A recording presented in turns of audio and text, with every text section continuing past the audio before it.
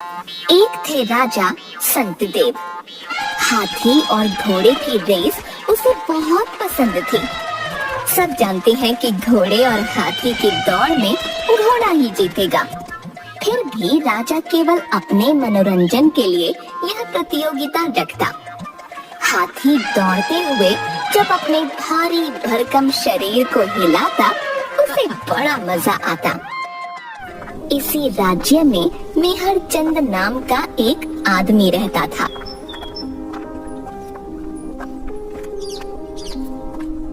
सेठ जी, मुझे अपनी बहन के विवाह के लिए कुछ रुपए चाहिए। 3% ब्याज दे पाओगे? जी, मैं आपके रुपए सूद सहित शीघ्र ही लौटा दूंगा। इसे रुपए दे दो। धन्यवाद सेठ जी। मेहर चंद के जाने के बाद सेठ जी, क्या ये बेचारा रुपए लौटा पाएगा? नहीं दे पाया तो और अच्छा, ये बहुत काम की चीज है। मेहर चंद बहन की शादी धूमधाम से करता है।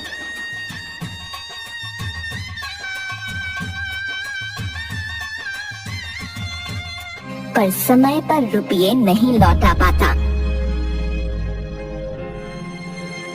सेठ अपने आदमी को उसके पास भेजता है।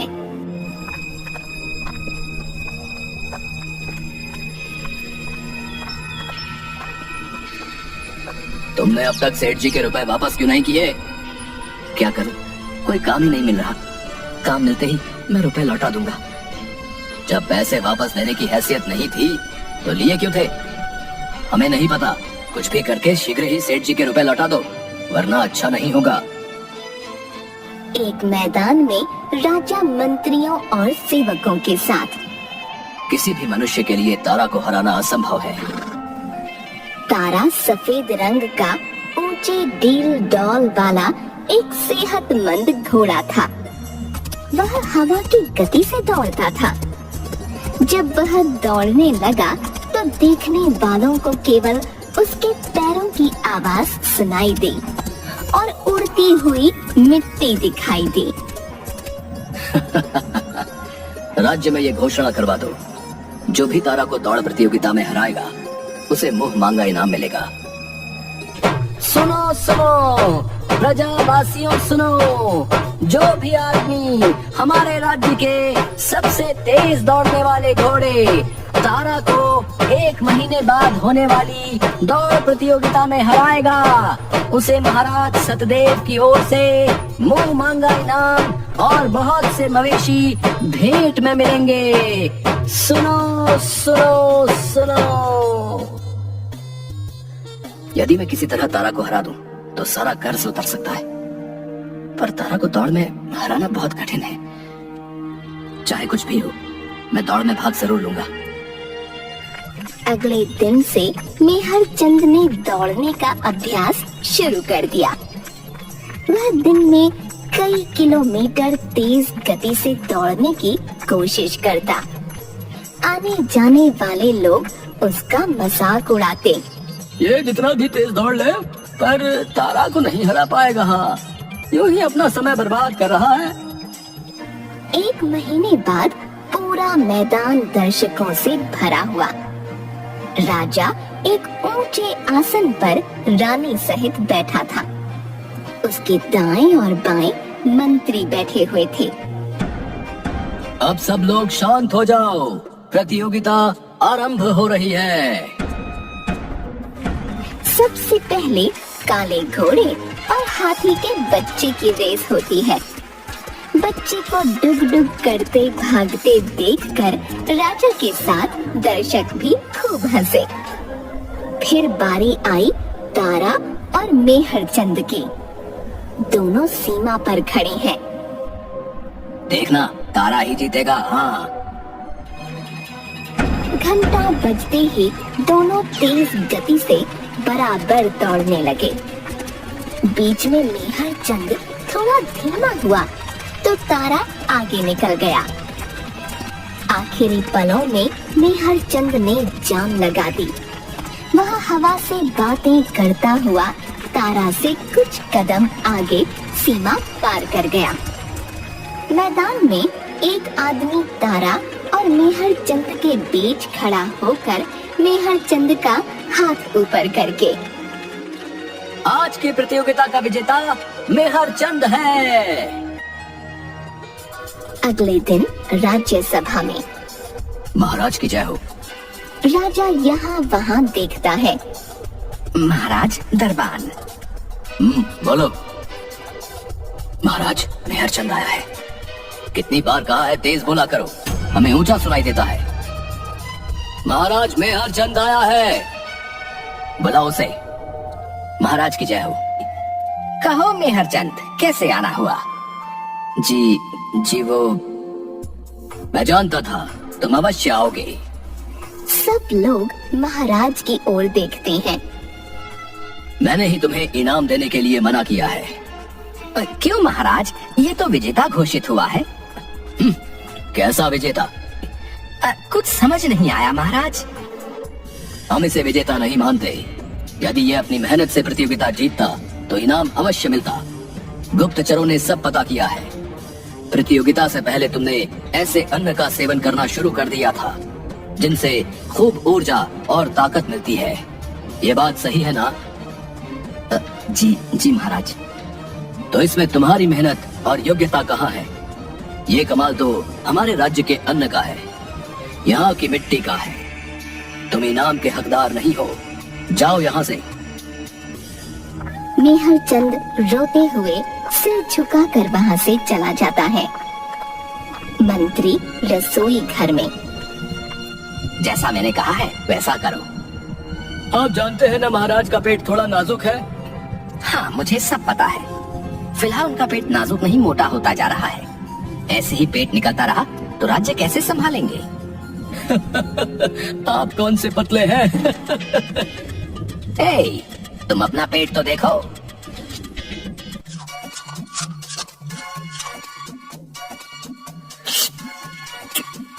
वाह, क्या स्वादिष्ट व्यंजन बने हैं। महाराज, आप कितना काम करते हैं। अभी आपको कई मुद्दे सुलझाने हैं। अच्छा, फिर थोड़ा और लेकर आओ। उसके बाद राज्यसभा में राजा बार बार कभी हिलता है तो कभी पेट पर हाथ रखता है। अगला मुद्दा है। लगता है कुछ ज्यादा ही खा लिया, पेट भारी हो रहा है। उसके बहुत रोकने पर भी पेट से पड़ की आवाज आती है। गैस निकल जाती है।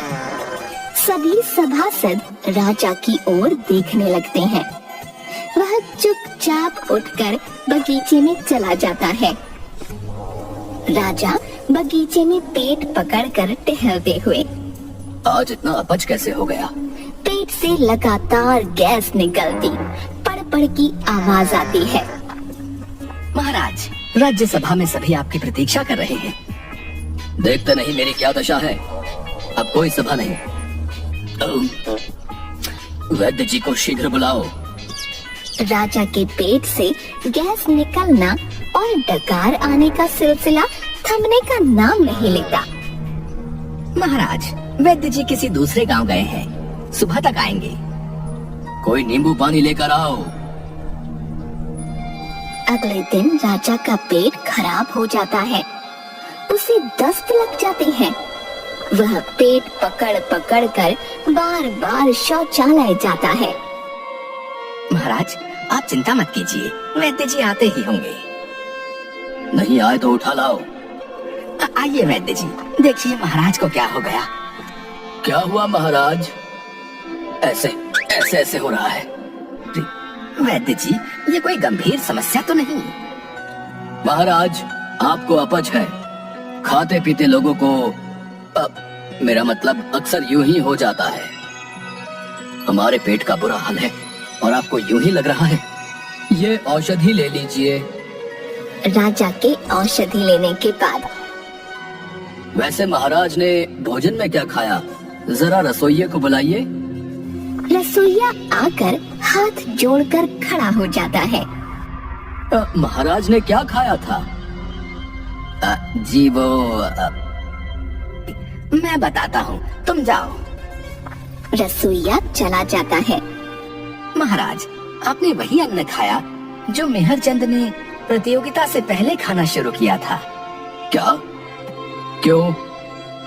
जब वो अन्न खाने से मेहरचंद हवा की तरह दौड़ सकता है, तो हमारे प्यारे राजा, आपको तो कितना काम करना पड़ता है। मुझे लगा इससे आपको दुगनी ऊर्जा और ताकत मिलेगी। मंत्री जी, आपसे ये उम्मीद नहीं थी।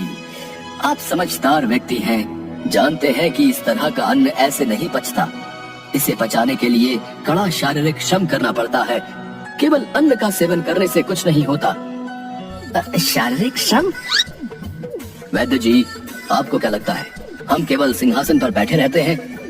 मंत्री जी, बताइए इन्हें, हम कितनी मेहनत करते हैं? सुबह नाश्ता और फल, दोपहर में 56 भोग, रात में उसका दुगना। मंत्री जी, हमारा शारीरिक श्रम बताइए। जी महाराज, शाम सवेरे सैर करते हैं और बहुत बोलते हैं।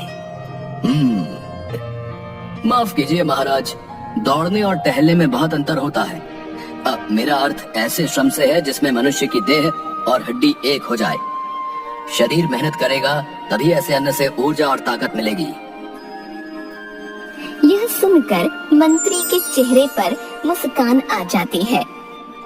धन्यवाद वैद्य जी।